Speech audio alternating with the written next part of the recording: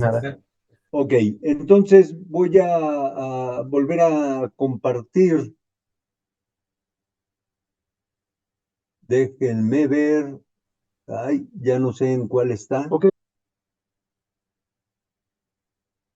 Nada.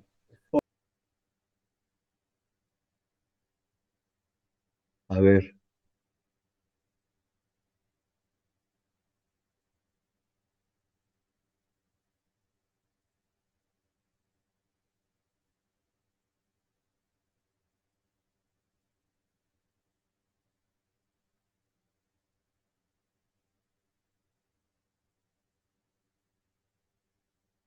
ok. Bien. Entonces, ya están viendo el gráfico. Sí, ya. Sí, profesor. Ok. Entonces, aquí lo importante es que eh, aquí a esto le estamos llamando brecha de producción y a esto le estamos llamando exceso de demanda y a esto exceso de oferta. Insisto, esta gráfica la pudiéramos continuar hacia la derecha y se van a aparecer otros ciclos económicos, otros procesos de recuperación, etcétera. Normalmente lo que sucede es nosotros estamos viendo esto y debemos de manejar estos términos. Eso es por un lado. Por otro lado, lo que es importante es que ustedes vean la caída de la economía mexicana en 1995 y que sepan que esto sucedió después de la última devaluación. Esa es la última devaluación que ha habido en México, 19 de diciembre de 1994. La decretó Ernesto Zedillo Ponce de León. El peso se devaluó, números cerrados, de 3 pesos por un dólar a 9 pesos por un dólar. Y entonces desajustó toda la economía. El PIB cayó poco más del 7%. La inflación se disparó. Las tasas de interés también se dispararon. Y y también el resultado del ajuste, del desajuste de la macroeconomía, es que se dio una altísima tasa de desempleo. ¿Ok? Entonces, esta es la representación gráfica de la crisis de 1995 y la economía mexicana se tardó 5 años en recuperar los niveles del 94. Bien, con esto prácticamente ya vimos lo que es la relación entre las variables macroeconómicas y los ciclos macroeconómicos. ¿Sale? Ahora, ahora vamos a pasar a ver lo que es lo que son los aspectos macroeconómicos deseables para, para un país. Y aquí el ejercicio es similar al anterior. Yo les voy a mencionar aspectos macroeconómicos. Por ejemplo, bueno, eh, a ver, yo les pudiera preguntar, oigan, ¿cómo debe de ser la tasa de desempleo en un país? y ahí ustedes me darían sus respuestas y yo de esa forma me doy cuenta de cómo le vamos entendiendo a la macroeconomía. Pero, para esto tengo que cubrir algunos aspectos, términos macroeconómicos que no hemos visto. Recordarán que cuando iniciamos macroeconomía, yo les hablaba, vamos a profundizar sobre 3 variables macroeconómicas críticas y hay otras variables macroeconómicas que las voy a mencionar en el sentido de que ustedes conozcan los términos, pero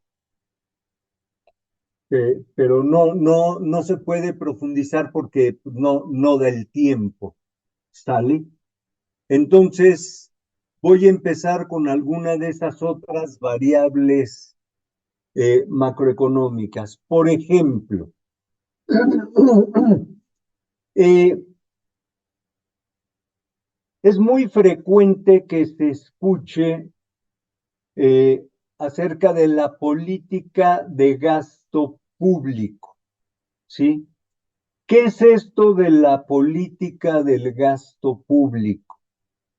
Bueno, es el gasto del gobierno, ¿sí? Y cómo asigna el dinero a las diferentes necesidades de la economía.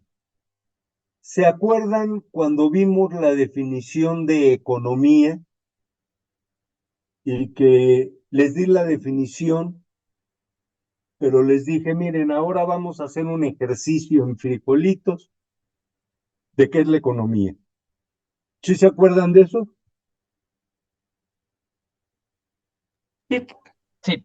Ok.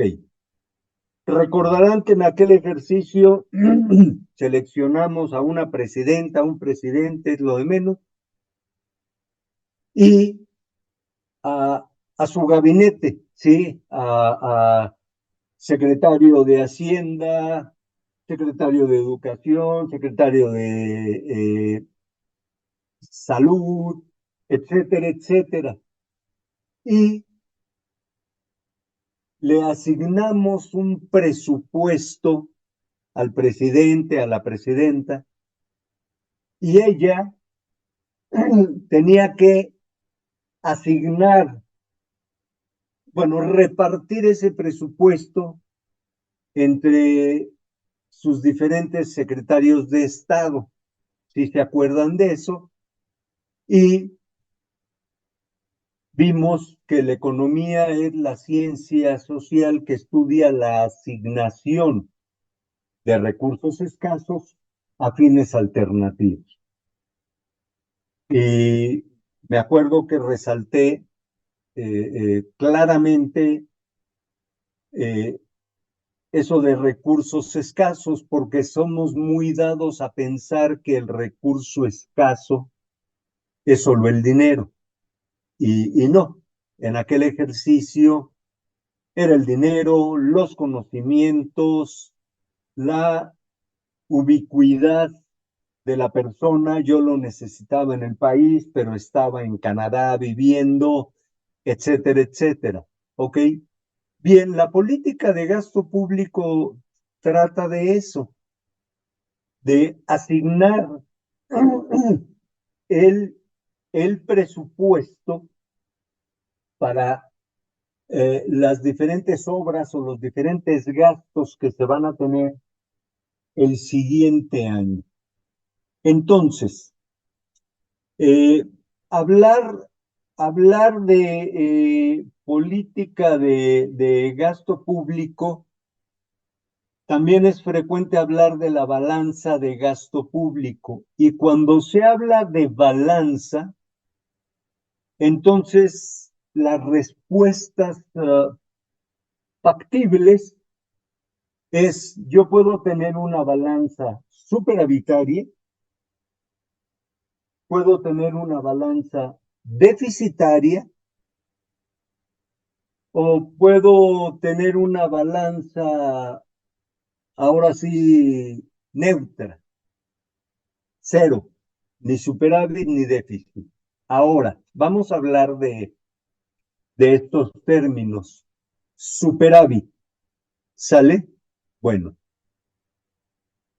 en una balanza financiera, mis ingresos son superiores a mis gastos. Gano 1,000, gasto 900. Entonces tengo un superávit de 100. ¿Sale? En la balanza de gasto público, primero, los ingresos del gobierno son todos los impuestos que recauda. Esos son los ingresos del gobierno. El resultado de los impuestos que recauda el gobierno. ¿Sí? Y el gasto público es en todo lo que el gobierno gasta el dinero. ¿Sale? A ver, el gasto del gobierno lo podemos dividir en dos. Muy simple. Gasto corriente y gasto en inversión. ¿Sale? Ahora, el gasto corriente tiene que ver con los sueldos de los funcionarios públicos. ¿Sale? Dentro de ese gasto corriente, también están las prestaciones que reciben las personas que trabajan en el sector público, etcétera. Ese es el llamado gasto corriente. Y hay otro que es el llamado gasto en inversión.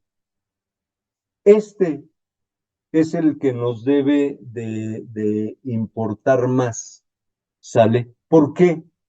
Porque el gasto en inversión se ve reflejado en infraestructura para el país. ¿Ok?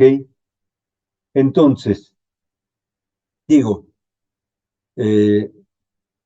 lamentablemente no es que me guste mencionarlos, pero en este sexenio el gasto en inversión ha sido el Tren Maya, ha sido la refinería de Dos Bocas, ha sido el aeropuerto, el AIFA. O sea, son obras en inversión que bajo un pensamiento romántico, ojalá y sí den un retorno de inversión. Cuando hablo de retorno de inversión, no hay que pensar, aquí hay una diferencia entre el enfoque del gobierno y el enfoque del sector privado. En el sector privado, cuando se invierte, cuando se hace una inversión, se espera un retorno de la inversión que le vamos a llamar ganancias, que es el fundamento del empresario. ¿Estamos de acuerdo? En el caso del gobierno, no. En el caso del gobierno, el retorno de la inversión pudiéramos verlo no necesariamente en términos monetarios, pero pudiéramos verlo en mejores condiciones de vida, mejor calidad de vida. ¿Se acuerdan lo que platicábamos ayer? De el sistema nos debe de dar servicios que finalmente nosotros los recibamos y mejoren nuestra calidad de vida. Entonces, en el caso de el gasto en inversión por parte del gobierno, es diferente en esencia al gasto en inversión de la iniciativa privada. El gasto en inversión de la iniciativa privada busca ganar, ganar, ganar. En el caso de inversión en el sector público, es mejorar nuestra calidad de vida a través de servicios que brinda, en este caso, el gobierno. ¿Sí estamos? Entonces, en la balanza de gasto público, el resultado de la balanza puede ser superávit, que ¿qué quiere decir esto?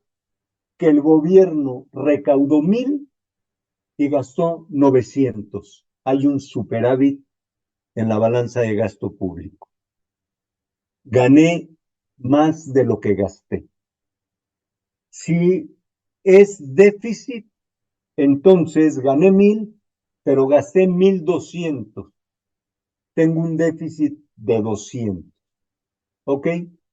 Y en el caso más romántico, una balanza de gasto público neutra. Gané 1,000, gasté 1,000. ¿Sale, vale? Entonces, ahí ya hablamos de balanza de gasto público. Hay otra balanza en economía que también se escucha frecuentemente, que tiene que ver con las importaciones y las exportaciones de nuestro país.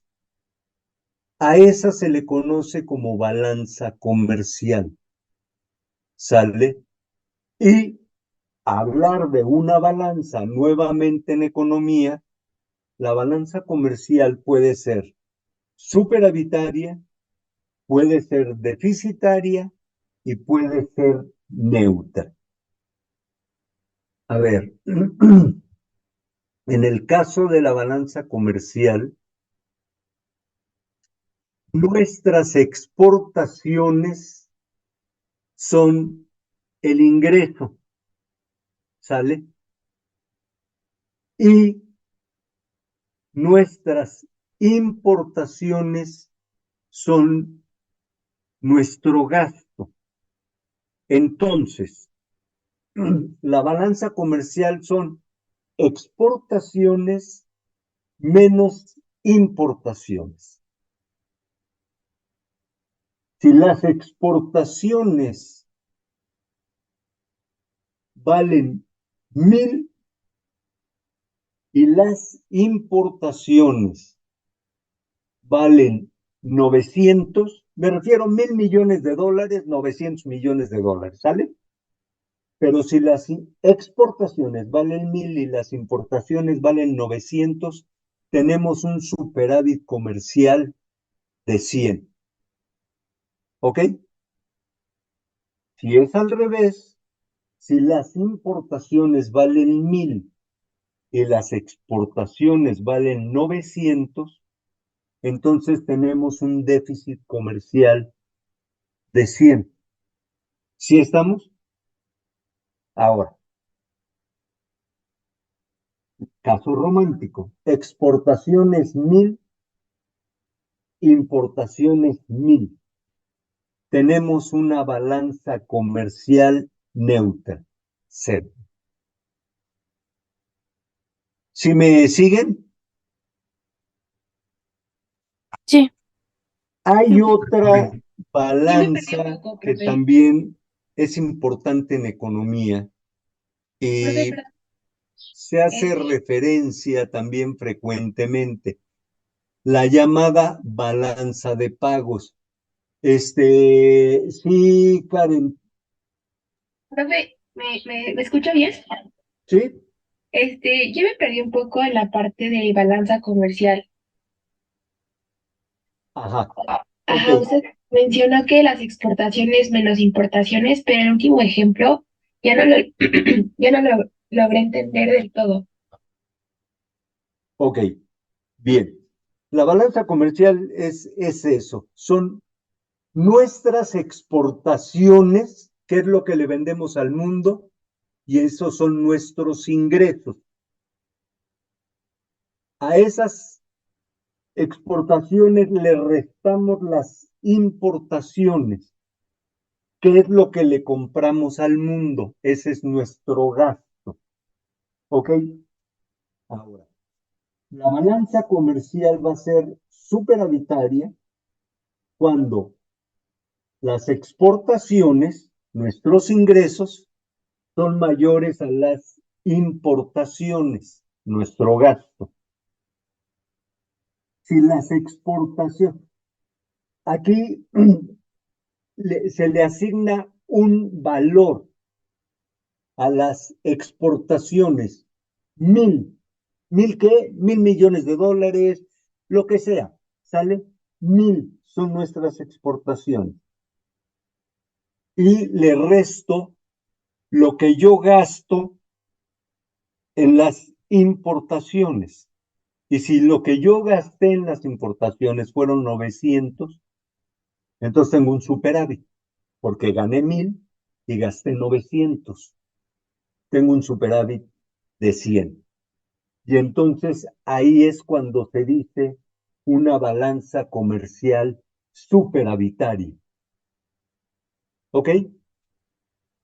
Ok, muchas ¿Sí gracias. logré aclarar, Karen? Sí, sí quedó claro, gracias. Ok.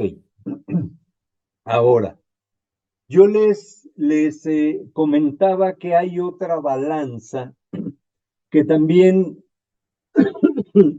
eh, se escucha frecuentemente y esta es la llamada balanza de pagos. Es lo mismo. La balanza de pagos puede ser superavitaria o puede ser deficitaria. ¿Sale? Aquí la balanza de pagos está orientada a las transferencias de capitales. ¿Ok? La inversión extranjera directa que hacen otros países en México versus la inversión extranjera mexicana, o sea, que hacen empresas mexicanas en otros países. ¿Sale? Esa es, esa es una de las cuentas en la balanza de capitales. Inversión extranjera directa, remesas del exterior, etcétera.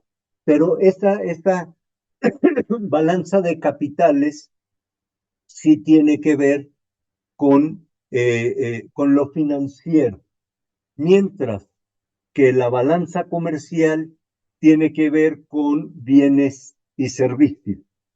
¿Ok? El criterio es el mismo. Si la balanza de capitales, los ingresos son superiores a los egresos, tenemos una cuenta de capitales superavitaria. Y es al revés, tendríamos una balanza de capitales deficitaria. ¿Ok? Profesor, Sí. ¿podría volver a definir la balanza de pagos? A ver, la balanza de pagos es el equivalente a la balanza comercial, pero en cuentas de capital, en el enfoque financiero. Inversiones, transferencias de dineros, remesas del exterior, etcétera, etcétera. O sea, ahí sí está enfocada a lo financiero. Mientras que la balanza comercial está enfocada a la transferencia de bienes y servicios en lo comercial.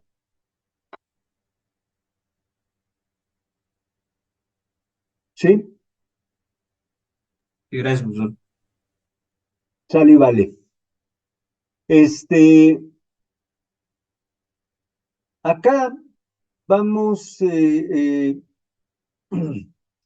hablar, ya les di una probadita de Banco de México. Ahora,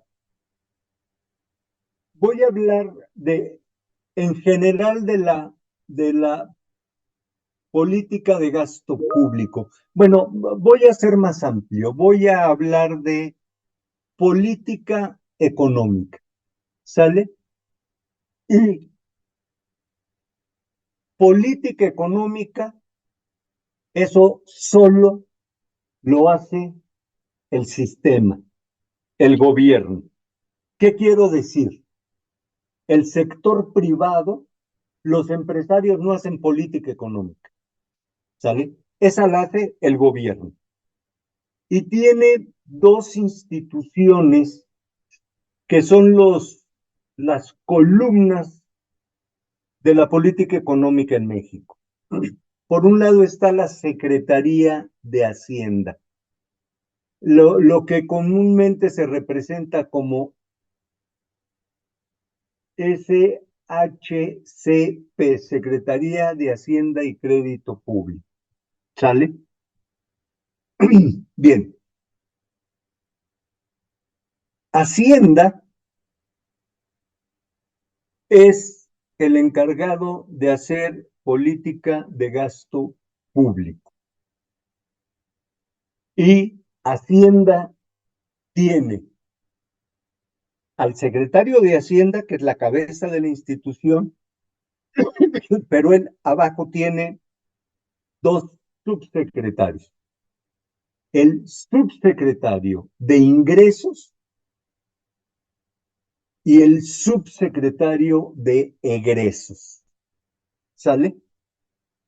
Entonces, por un lado están los ingresos de la Secretaría de Hacienda, que son los ingresos del país, y es el resultado del cobro de todos los impuestos que hay en México.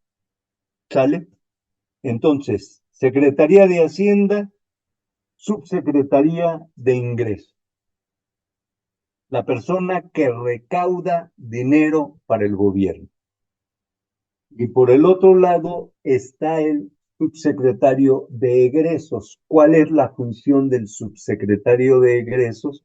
Bueno, diseñar el programa de gasto del gobierno cada año. ¿Sale? Para todo el gobierno.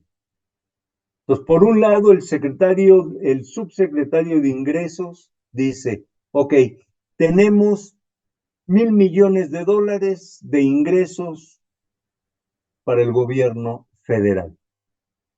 Entonces, el subsecretario de Egresos dirá cómo, o sea, propondrá, no dirá, propondrá al secretario de Hacienda, que es su jefe, y luego el secretario de Hacienda se lo propondrá al presidente, que es su jefe, la asignación del gasto público. Oigan, tenemos 1,000 y ¿cómo los vamos a distribuir? Ah, pues en esto, en esto, en esto, en esto, en esto. Y entonces, insisto, el subsecretario de Egresos se lo propone al secretario de Hacienda y Crédito Público. Y el secretario de Hacienda y Crédito Público se sienta con el presidente, señor, esto es lo que lo que hay y ahí se mueven las piezas. ¿Sale, vale? Esta es política de gasto público, es política económica de gasto público. Nos vamos al otro jugador del partido. Política económica. En general se le conoce como política económica monetaria y eso lo maneja el Banco de México. ¿Ok? Pero el Banco de México divide esa política monetaria en tres rubros. Uno, ya hablamos de él, tasa de interés. La tasa de interés en la política macroeconómica del Banco de México hay que entenderla, no está complicada.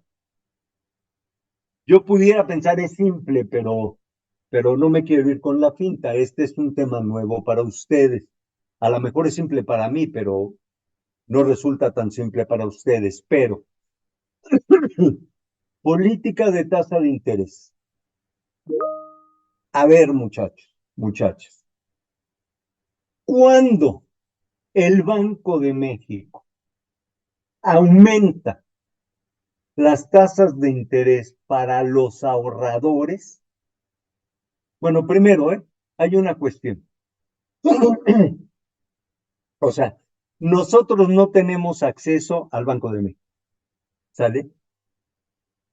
El sistema bancario nacional tiene acceso al Banco de México.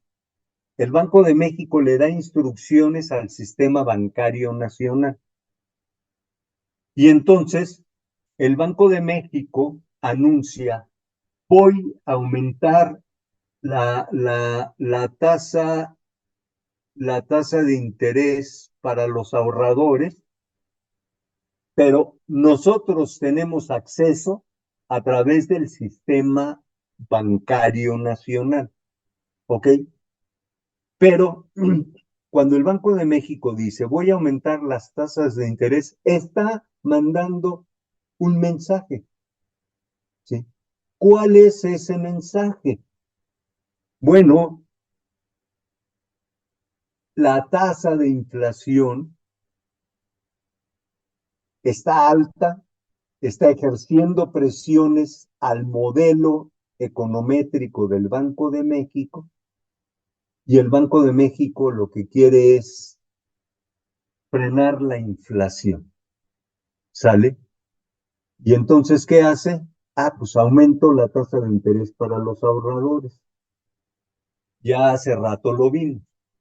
Pues yo ahorrador meto mi dinero al banco, dejo de gastar y quito presiones sobre la inflación. Y entonces el Banco de México va cumpliendo con su objetivo de frenar la inflación. ¿Sí estamos?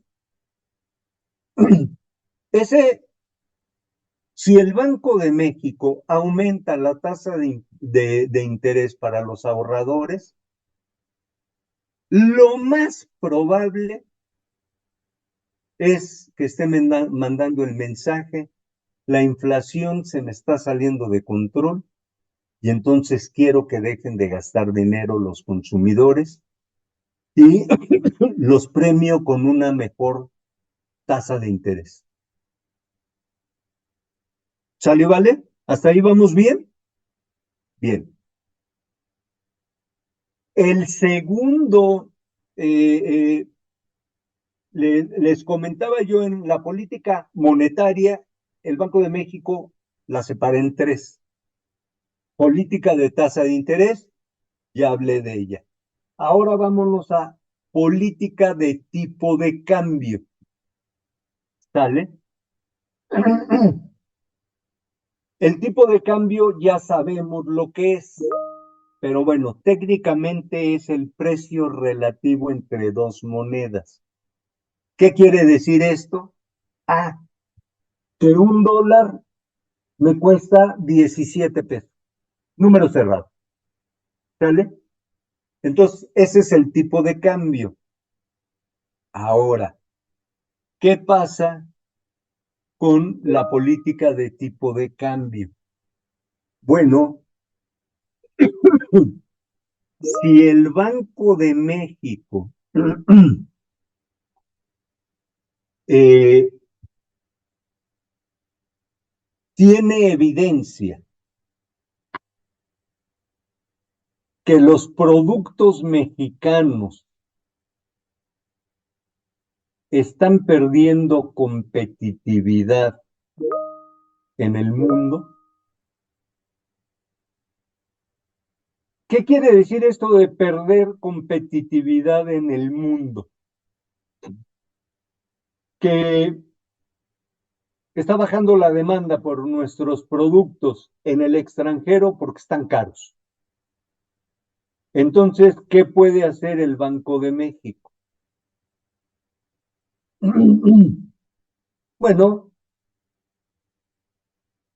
puede retirar dólares en el mercado mexicano.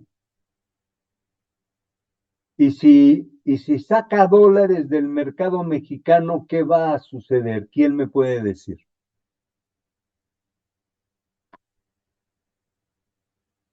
O sea, sacar dólares, interprétenlo como que está disminuyendo la oferta de dólares. Si disminuye la oferta de dólares, ¿qué va a suceder con el tipo de cambio?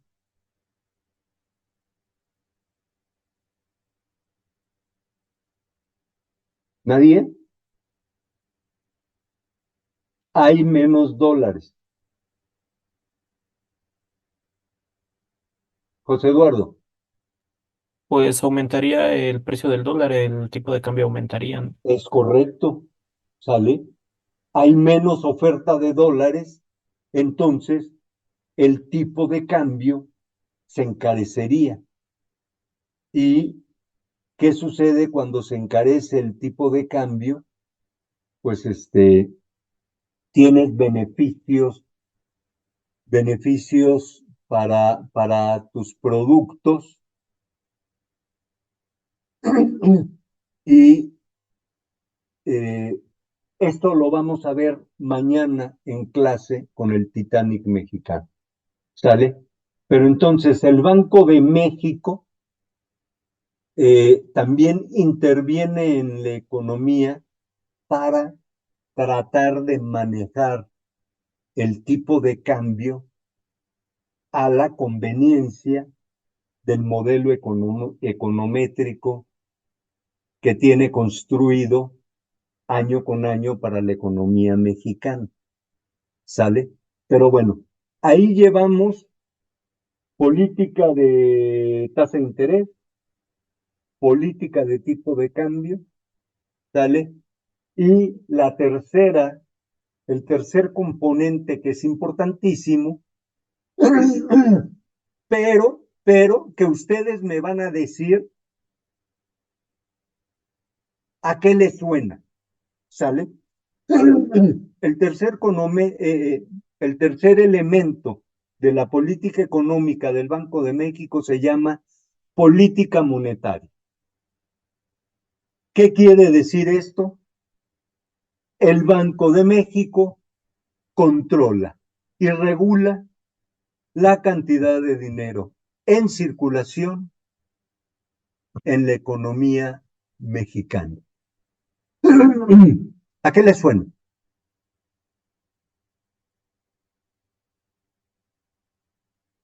sea, el Banco de México es la autoridad que maneja la política monetaria. Quiere decir que él decide cuánto dinero va a haber en circulación en la economía mexicana. A ver, Alfredo, te escuchamos.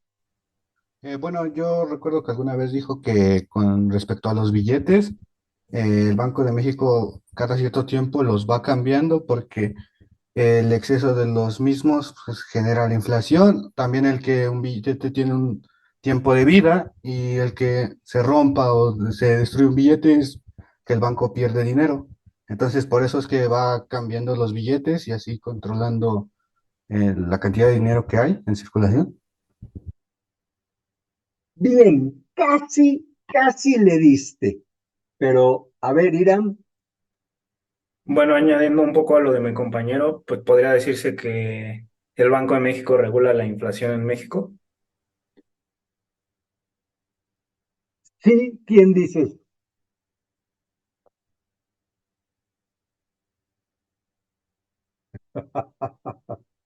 O sea, están bien, se están acercando, pero ¿quién dice eso, Raúl?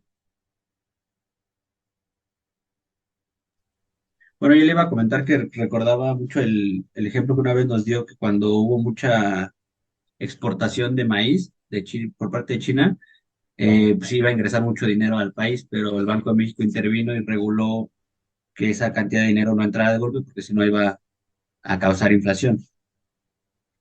Bien, muy bien, sí. Todos están en el punto. Ahora nada más, nuevamente, hay dos enfoques al respecto. ¿Qué enfoque? Dice lo que ustedes están diciendo. El estructuralista. ¿Perdón? Estructuralista, No, No, el monetarista, ¿no? no, bueno, pues sí. Ahora sí que sí. Si no es blanco, es negro. Ahí sí no hay de otra.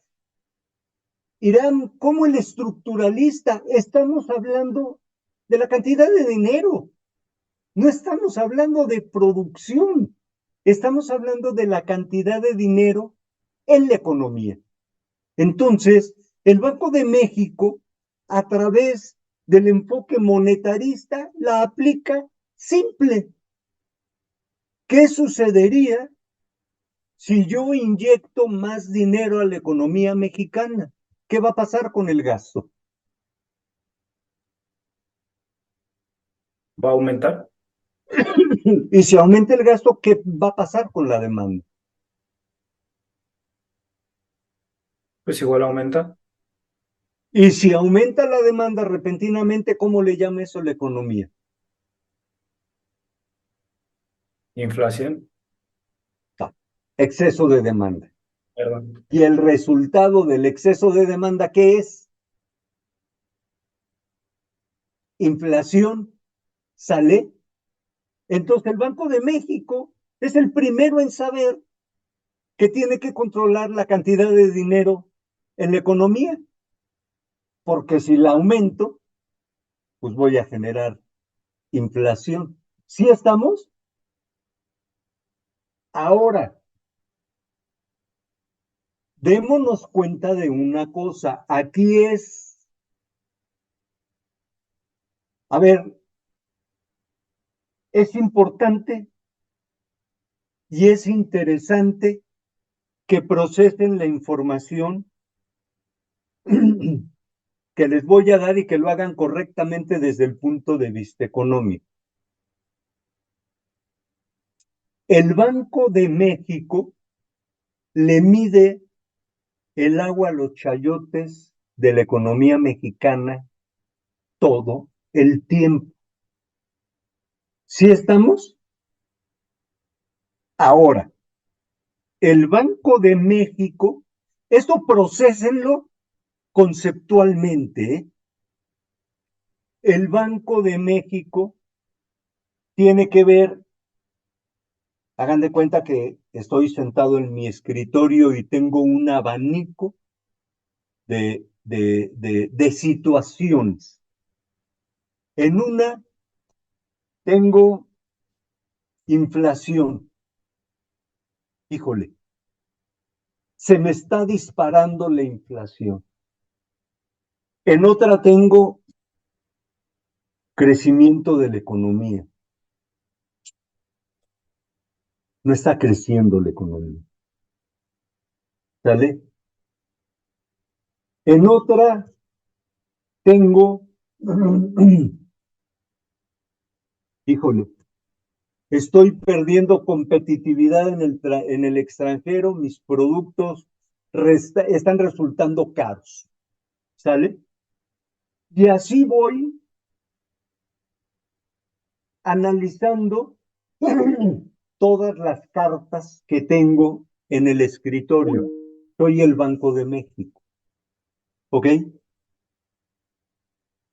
Y yo digo, híjole, el panorama no está halagador. Puedo encontrarme un escenario donde el panorama está negro, ¿sale? O sea, del nabo. O el panorama no está nada halagador, no está muy halagador, el panorama está razonablemente bien, etcétera. A lo que voy es a lo siguiente. De repente en mi escritorio, enfrente de mis ojos, tengo problemas de inflación, tengo problemas de crecimiento de la economía, tengo problemas de pérdida de competitividad de mis productos, tengo problema de desempleo en la economía. Puta, por donde le ve, problemas, problemas, problemas, problemas, problemas. ¿Sale? ¿Qué es lo que sucede? Bueno, el Banco de México tiene que decidirse en cuál es no cuál es el problema, cuál es el problema más grave que tengo en la economía y es al primero que voy a atacar. ¿Sale? O, bueno, el más grave por su impacto en la economía mexicana. ¿Sale? Entonces, tengo 5 problemas, pero yo sé, el Banco de México sabe que no los puedo atacar a los 5 en forma inmediata y en forma paralela. Yo sé que no lo puedo hacer. ¿Por qué? Y imagínense que ataco, que considero que el problema más severo me lo está generando la inflación. ¿Sale y vale? Y entonces, ¿qué voy a hacer?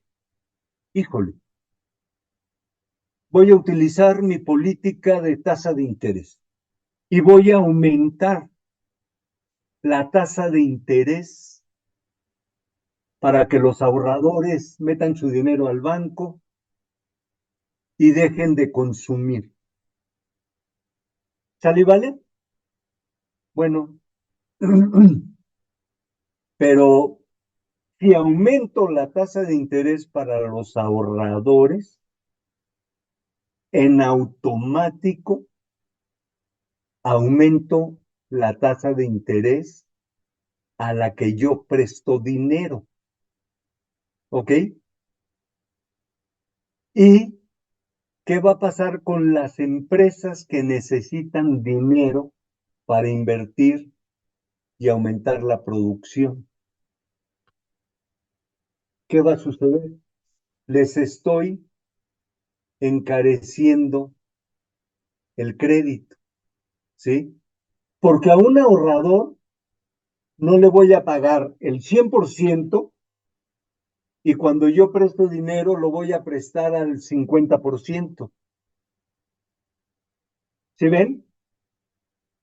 Porque si ese fuera el caso, mañana mismo voy al banco, pido 100,000 millones de dólares prestados, me los van a prestar al 50% y los meto, me cambio de ventanilla y los meto a inversión en el mismo banco al 100%.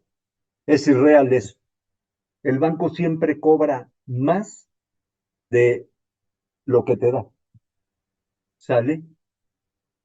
Sí me van siguiendo la pista porque no sé si voy muy rápido. Sí, profe, está bien. Todo bien, profe.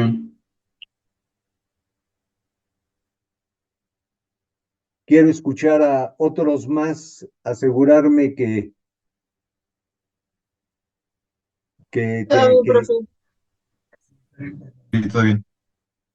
ok, bueno. Entonces,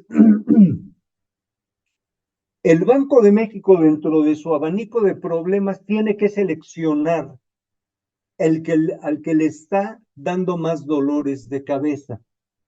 Porque, porque no puedo atacar todos simultáneamente. Porque el comportamiento de las variables macroeconómicas, cuando meto una política macroeconómica para ayudar al crecimiento de la economía, esa política macroeconómica puede actuar en contra de la inflación. Por ejemplo, ¿sale? Entonces, es irreal decir, voy a resolver todo simultáneamente. No, no puedes, no puedes. Primero tienes que atacar un problema y luego, ya que lo metiste bajo control, te enfocas a otro y así vas avanzando poco a poco, ¿sí? Lo que es importante que se den cuenta ustedes es la magia de la macroeconomía es cuando tienes la capacidad de entender el escenario que se te está presentando y cómo puedes actuar en él de la forma que no se confronten o choquen de lleno las variables macroeconómicas, ¿sí? Porque, insisto, si yo estoy atacando la inflación, se me va a presentar el problema de ya no va a crecer la economía. Madres, estoy contra el fundamento de la economía. Pero si ataco la tasa de crecimiento de la economía, me puede generar problemas de inflación. ¿Por qué digo esto? Porque para atacar la tasa de crecimiento de la economía, necesito implementar una política expansiva. Y para una política expansiva, tengo por lo menos dos opciones. Uno, meto dinero a la economía para que la gente gaste más, para que se generen presiones, se empiezan a subir los precios y empiezo a caminar en un círculo virtuoso, se dispara la oferta, hay empleo, etcétera, ¿sí? Esa es una política expansiva, pero eso me va a generar inflación, ¿sale? Mientras que si yo implemento una política restrictiva, me va a frenar a la economía. Voy a frenar la inflación, pero me va a frenar el crecimiento de la economía. Nada más usando dos variables, pero aguas. Tengo por ahí tipo de cambio, tengo por ahí cuentas de capital, tengo por ahí balanza comercial, tengo por ahí muchos otros elementos de variables macroeconómicas.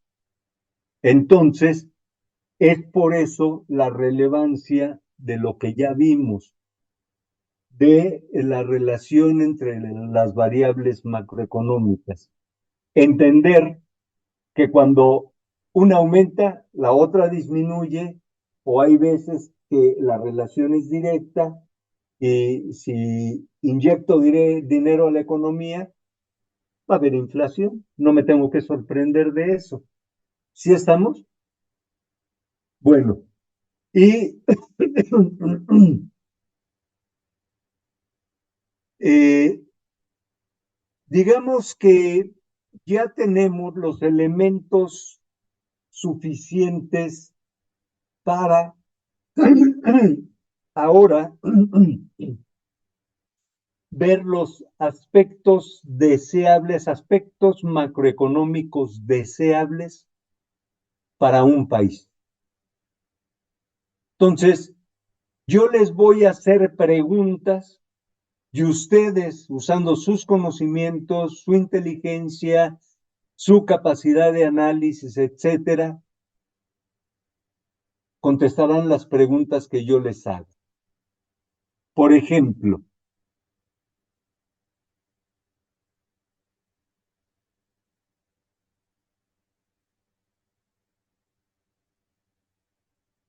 ¿cómo creen ustedes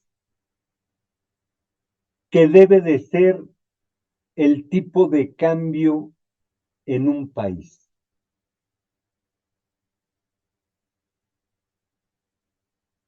Aquí no les estoy dando orientación de cuáles son las respuestas factibles, porque hay un mundo de respuestas factibles. La magia de esto es de que ustedes tienen que encontrar cuál es el punto relevante para contestar esta pregunta. ¿Cómo debe de ser el tipo de cambio en un país?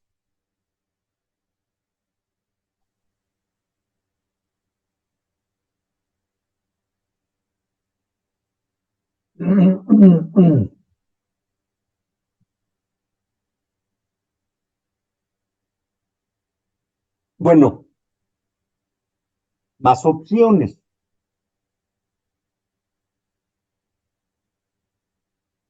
¿Cómo debe de ser la tasa de desempleo en un país?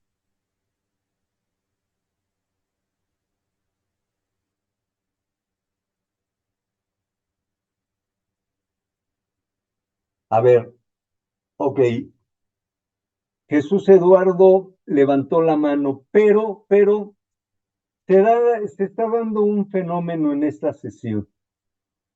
Han levantado la mano no más de 10 personas, las mismas contestando las preguntas.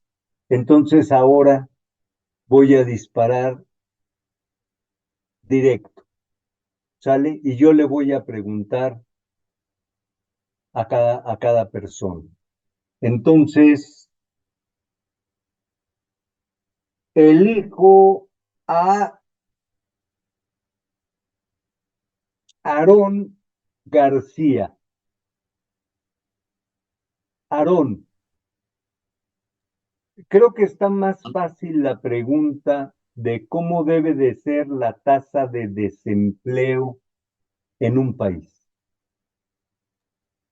Pues la tasa de desempleo debería ser baja en un país de entrada, ¿o no?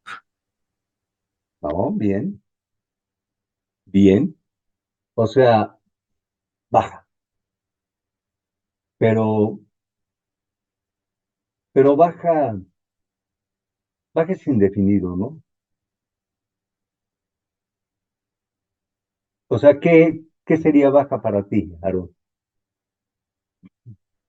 La tasa de desempleo se mide en porcentaje, 1%, 2%, 15, 48, 129, etcétera. Yo diría que lo ideal sería que 0%, ¿no? O sea, que todos produzcan para el país, Ok, como bien, simplemente. bien, es correcto. Bien, o sea, lo más baja posible tendiendo a cero, ¿sale? Porque ¿qué? Esto quiere decir que toda la gente que está buscando trabajo encuentra trabajo. Bien, ya está la primera respuesta de aspectos macroeconómicos deseables para un país, cómo debe de ser la tasa de desempleo lo más baja posible tendiendo a cero. ¿Sale y vale? Sí, Ok, profe. La más vamos baja a, posible tendiendo a cero. perdón, Dijo la más baja posible y ya después como que ya no la escuché bien. es lo más baja posible, tendiendo a cero. O sea, marcando una tendencia a cero. No quiero tener desempleo.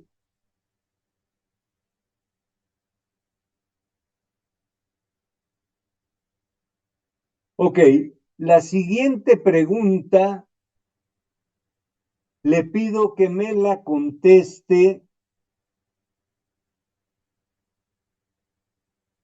A ver, Verania Garduño, ¿estás ahí? Sí, aquí estoy. Ok, Verania, la siguiente pregunta me la vas a contestar, pero con una respuesta completa. ¿Cómo debe de ser la balanza comercial en un país? Estamos hablando de aspectos macroeconómicos deseables en un país. ¿Cómo crees tú que deba de ser la balanza comercial? Exportaciones menos importaciones. Debiera ser superavitaria, deficitaria, neutra y en base a tu respuesta, ¿quién dice eso? Ya lo vimos, ¿eh? Es más, vamos a hacer una cosa. Ahorita que sea abierta la pregunta, quien quiera contestar, ¿cómo debe de ser la balanza comercial en un país y quién lo dice? Quien quiera contestar, levanta la mano. Está abierta la pregunta.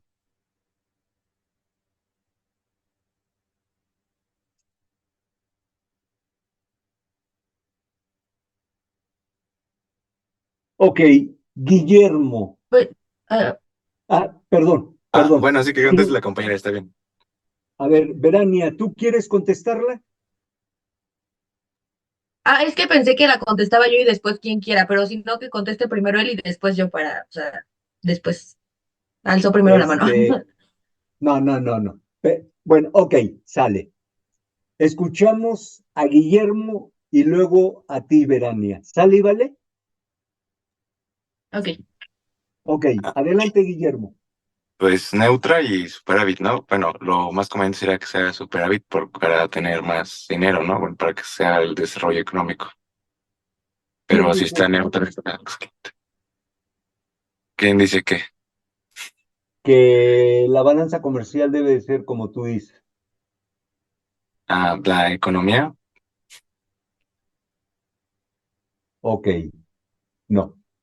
¿No? Ahora escuchamos a Verania. Pero bien, buen intento, buen intento. Ahorita vamos a escuchar propuestas y luego, en caso de que haya necesidad de aclarar algo, lo aclararé.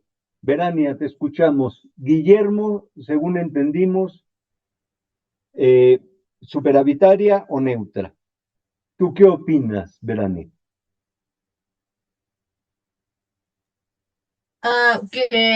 O sea, debería ser mayor el número de no, de importaciones que de exportaciones. O O sea, sea, ajá. le debemos de comprar al mundo más de lo que le vendemos. Es una balanza comercial deficitaria. Ajá. No creo que lo Ok, diga tres. ok. ¿Alguien más? Esta, esta, esta pregunta yo creo que ya me la han contestado hasta en el salón de clase. A ver, Raúl Castillo y luego sigue Kevin.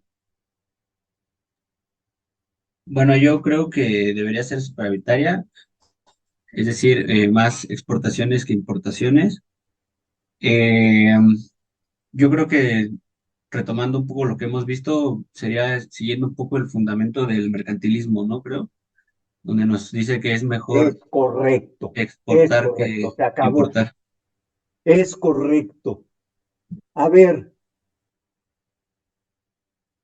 Aspecto macroeconómico deseable para un país es buscar una balanza comercial superavitaria, no obsesivamente superavitaria, ¿sí? ¿Y quiénes proponen esto? En efecto, los mercantilistas. ¿Sale? Ahora,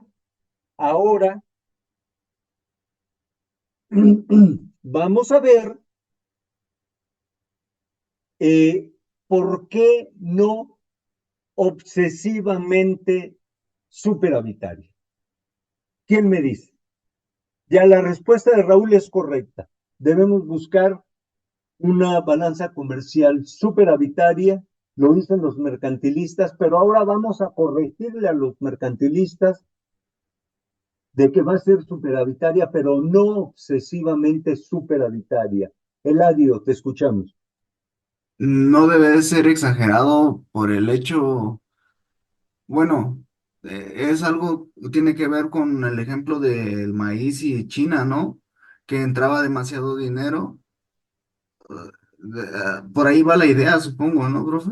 Voy mal. Este, sí, por ahí va. Entonces, a ver, ¿tienes más comentarios, Eladio? No, solo tenía como que esa idea porque estoy anotando, Ok, haciendo el apunte, pues por sí. ahí va, por ahí va. José Eduardo, te escuchamos. Porque si excesivo, tendríamos un exceso de oferta, entonces ahí estaríamos cayendo.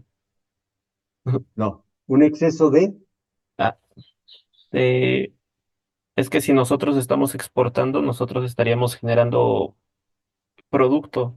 El entrar mucho producto a un mercado sería un exceso de oferta, ¿no? O No. es, ok, ok. A, a ver, Eladio. Ya lo te. Este, bueno, si nosotros tenemos un exceso, o sea, exportamos más de lo que importamos, es decir, tenemos más lana en nuestro país, ¿no? Y si hay Ajá, más lana, va a aumentar también la lana para las personas y eso va a generar que estos consuman más, a su vez va a generar mayor consumo, que es mayor demanda, y lo cual lo podemos interpretar como una inflación desde el punto de vista correcto, monetario, creo. Entonces, correcto. Poco elegante, Eladio, porque casi, tenemos perdón. más lana, tenemos menos lana. Poco elegante, pero, pero ese es el punto. Ese es el punto. O sea, sí reconocemos y le hacemos caso a los mercantilistas de una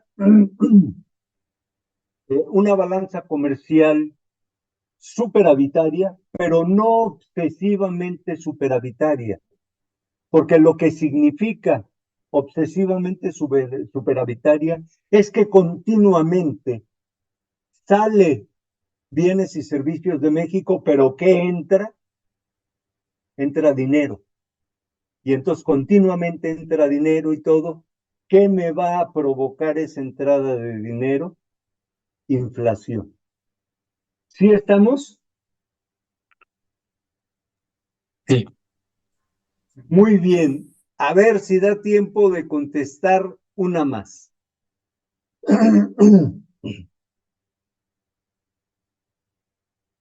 Ok,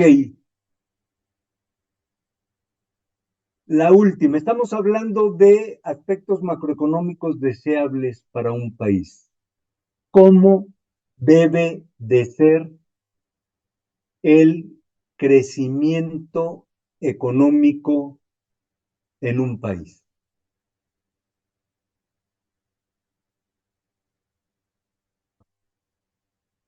Aspectos macroeconómicos deseables para un país. ¿Cómo debe de ser la tasa de crecimiento económico en un país?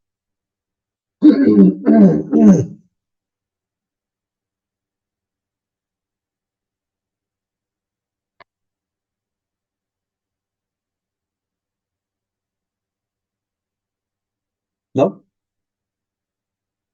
¿Nadie? A ver, José.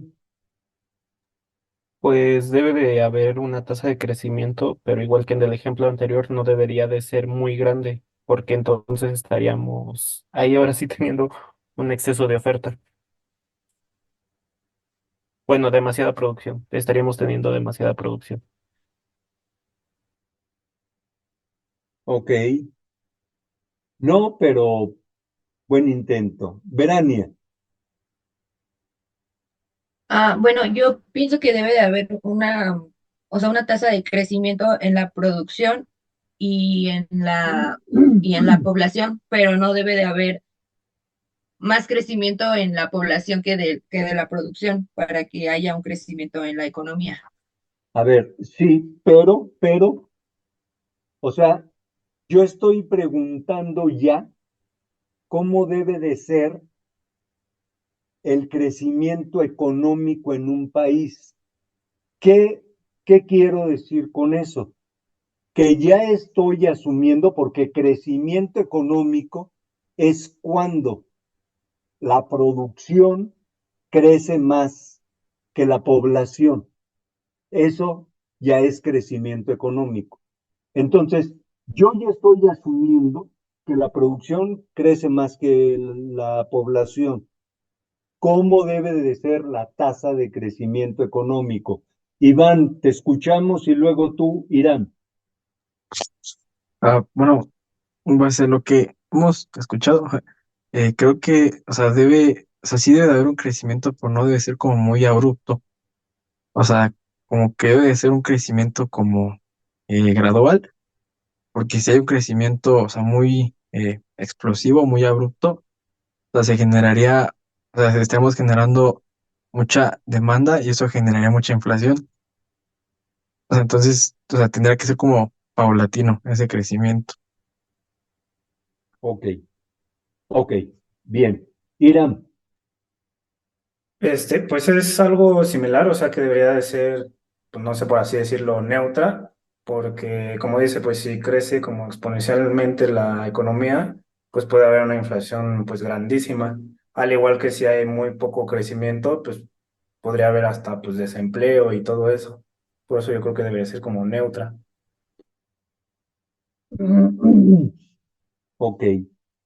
Bueno, en beneficio del tiempo, les ayudo. A ver, primero no sacarle a que haya crecimiento económico, es el objetivo de primer nivel de la economía, ¿sí? Es como estás en el torneo de fútbol y no quieres ser el primer lugar. No, pues espérame. Pues estoy compitiendo, quiero ser el primer lugar, ¿sale? Y el próximo año quiero ser el primer lugar, y así. Que haya crecimiento económico es bueno, es cumplir con el objetivo de primer nivel de la economía. Entonces, es bueno que haya crecimiento económico.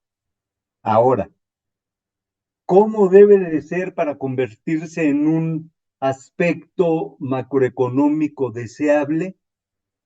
Bueno, debe de ser sostenido a través del tiempo, ¿sí? Lo que no queremos es que cuando grafiquemos el crecimiento económico se parezca a un electrocardiograma, ¿no? Subo, bajo, subo, bajo, subo, bajo, subo, bajo. No, si logro un crecimiento económico sostenido, fenomenal. A ver, entre, entre más alto el crecimiento económico, mejor, sin caer en exageraciones, ¿sale? Porque si caigo en exageraciones se puede estar sobrecalentando la economía y eso, o sea, economía que se sobrecalienta y todo lo que sube baja. Y si la subida fue pronunciada, la caída puede ser pronunciada, ¿sale? Pero si busco que haya crecimiento económico, que sea sostenido, pero sobre todo, ¿qué hay después de crecimiento económico? ¿Qué sigue en la economía? Desarrollo económico. Es correcto.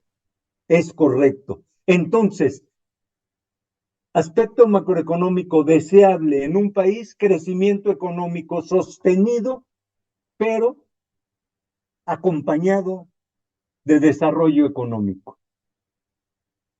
¿Sale? Bueno, damas, caballeros, son las 12 del día con 2 minutos. Ya le robé 2 minutos extra a su tiempo, pero pues era tiempo de compensación, ¿no? Como en el fútbol.